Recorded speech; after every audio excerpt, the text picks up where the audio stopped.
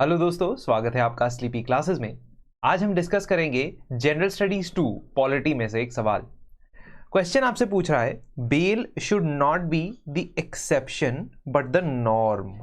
How far do you agree with the statement and you have to elucidate that.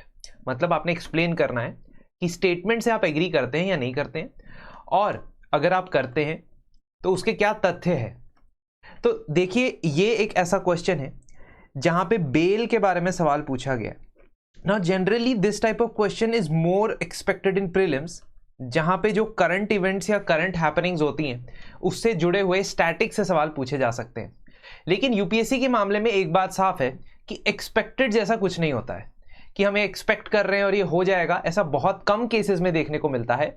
वो भी mains के case में फिर भी हम थोड़ा अनुमान लगा सकते हैं, we can think about some particular topics, but this is a futile exercise. Apart from a few patterns, कुछ पैटर्न जो मेंस में देखे जाते हैं, बाकी चीज़ों में हम ये नहीं एक्सपेक्ट कर सकते कि क्या आने वाला है। तो हमें तैयारी हर चीज़ की करनी रहती है। बेल और उसके रिलेटेड जो स्टेटमेंट्स हैं उसको शुरू करने के लिए हम ये बता सकते हैं कि बेल होती क्या है, और भारतीय जो कानून है, इंडिया का जो लॉ है, उसमें बेल के प्रोविजंस कहाँ पे दिए गए हैं। कोड ऑफ क्रिमिनल प्रोसीजर 1973 के अंदर सेक्शन 436 से 439। देखिए, there are different types of bail, but I am not going to discuss that in this answer, क्योंकि ये हमारा जो आंसर है उसमें हमें डिस्कस नहीं करना है। लेकिन आप इंट्रोड्यूस कर सकते हैं बाय डिफाइनिंग कि बेल होता क्या है। और ये जो बेल का कंसेप्ट है, it has been dealt with in CrPC section 436 से 439। वहाँ पे बेल का शब्द नहीं इस्तेमाल किया गया है, वहाँ पे रिलीज ऑफ अ प्रिजनर और release of someone who has been arrested उसकी बात की गई है। खैर, अलग अलग टाइप की बेल होती है। डिफॉल्ट बेल होती है, एंटिसिपेटरी बेल होती है, इंटरिम बेल होती है। दोस्तों, वैसे तो अगर आप चाहते हैं कि मैं ये कवर करूं स्पेसिफिकली कि कौन से टाइप की बेल कहाँ होती है ये सब, तो I can cover that, but mains के क्वेश्चन की डिस्कशन में नहीं कर सकता। मैं may be few minute series के अंदर डिस्कस कर सकता हूं। खैर, 436 से 439 कोड ऑफ क्रिमिनल प्रोसीजर है, और रिसेंटली काफी सारे केसेस में सुप्रीम कोर्ट ने बार बार ये साफ दर्शाया है, रीट्रेट किया है कि बेल को हमें नॉर्म मानना चाहिए। Basically, bail is a balance. It's a balance. It's a balance between what? It's a balance between public safety and the individual rights of the citizen. यानी जो अरेस्ट हुआ है, जो व्यक्ति जिसे अरेस्ट किया गया है, उसके right to life and personal liberty है, right to be treated as innocent until proven guilty है। लेकिन इसको बैलेंस करना है हमने सोसाइटी की वेलबींग से। अगर हमें ऐसा लगता है कि कोई व्यक्ति अगर बेल पे बाहर रहता है और वो नुकसान पहुंचा सकता है सोसाइटी को, तो हम बेल डिनाई भी कर सकते हैं। तो ये बैलेंस मेंटेन करना रहता है। इस केस में हमने इंट्रोड्यूस कर दिया। इवन इफ यू वांट, आप टाइप्स बता सकते हो फ्लो चार्ट के थ्रू, लेकिन आप एक्सप्लेन नहीं करोगे वहां पे, because that is not the requirement of the question.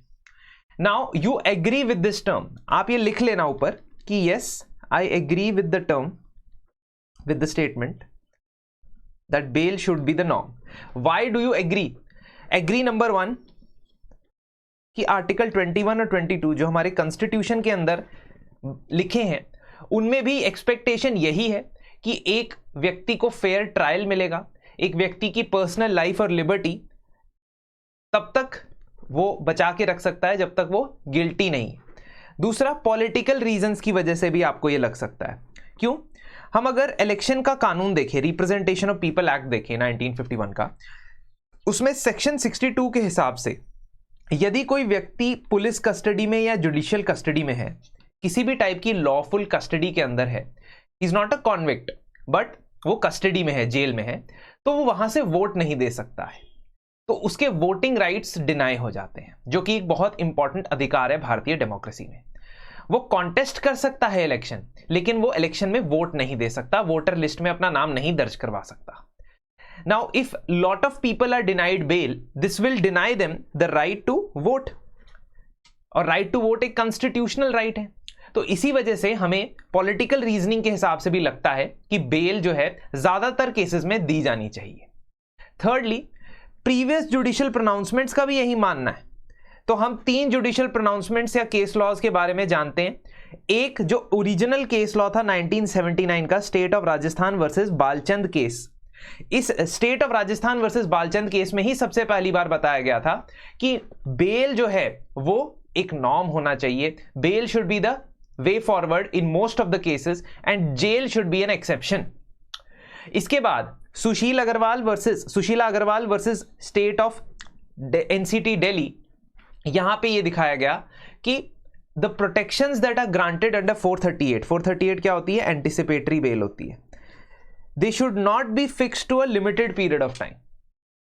ठीक है, तो वो तब तक मिलनी चाहिए व्यक्ति को एंटिसिपेटरी बेल जब तक उसको खतरा है अरेस्ट का। So again court sides with the person who wants to get bail, not in all cases but majority of the cases. Thirdly, ये अर्नब गोस्वामी केस तो आपको पता ही होगा, 2020 में अर्नब गोस्वामी को भी अरेस्ट कर लिया गया था और उनको बेल देते वक्त बॉम्बे हाई कोर्ट की जजमेंट को रिवर्स करते वक्त सुप्रीम कोर्ट ने ये कहा कि ये कॉन्स्टिट्यूशनल ड्यूटी बनती है कोर्ट्स की कि वो protector of liberty of citizens की तरह काम करे। ऑफ कोर्स आप क्वेश्चन उठा सकते हो कि ये प्रोटेक्शन ऑफ लिबर्टी हर एक सिटीजन को क्यों नहीं मिल जाती, क्योंकि ये केस टू केस बेसिस देखने वाली बात है, लेकिन आमतौर पे it should be that bail is granted and bail is the easier option rather than being put in the jail. Moral और एथिकल रीजन भी है इसके कि आप अगर principle of innocent until proven guilty को में बिलीव करते हो तो इस प्रिंसिपल के हिसाब से आपको एक्नॉलेज करना चाहिए कि इंडिविजुअल को अधिकार होता है कि जब तक वो गिल्टी नहीं प्रूव किया जाए उसे सजा ना मिले। लेकिन इंडियन जुडिशियल सिस्टम या इंडियन क्रिमिनल जस्टिस सिस्टम में कई बार ऐसे लोग कई सालों तक जेल के अंदर रहते हैं जिनका क्राइम प्रूवन भी नहीं होता। ठीक है, इनफैक्ट आप अंडर ट्रायल प्रिजनर्स के बारे में एक बात जानेंगे कि most of the under trial prisoners जितने भी भारत में हैं जिनका ट्रायल चल रहा है, कंप्लीट नहीं हुआ है, उन्होंने ऑलमोस्ट 40-50% ने उतनी सजा काट ली है जितनी मैक्सिमम इंप्रिजनमेंट है उस पर्टिकुलर ऑफेंस के लिए जिसके लिए उनको अरेस्ट किया गया। तो this is one of the reasons why morally भी ये गलत है कि किसी को उसकी गलती के बिना सजा मिलना, that is morally ethically also wrong. Socio economic reasons भी बहुत सारे हैं। अगर आप डिटेंशन रखते हो तो पूरी फैमिली, कई सारे ब्रेड विनर्स होते हैं अपनी फैमिली के, तो वो जो इकोनॉमिक्स स्थिति है, सोशल सिचुएशन है, बच्चों की पढ़ाई लिखाई है, ये सब अफेक्ट हो जाते हैं और जिसकी वजह से सोशो इकोनॉमिकली भी हमारा नॉर्म होना चाहिए कि बेल देनी है।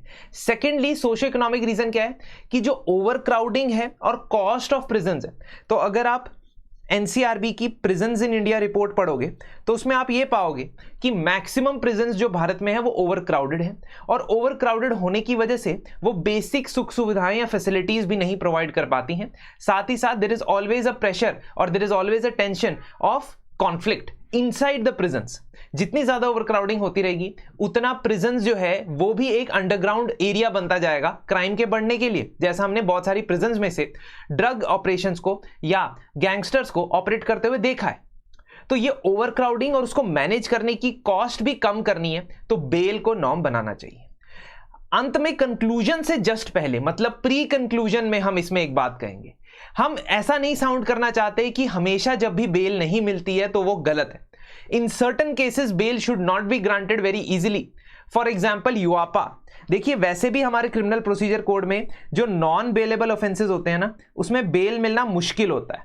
नॉन बेलेबल ऑफेंसेस होते हैं उसमें बेल मिलना मुश्किल होता है, considering the fact that they are very serious offences.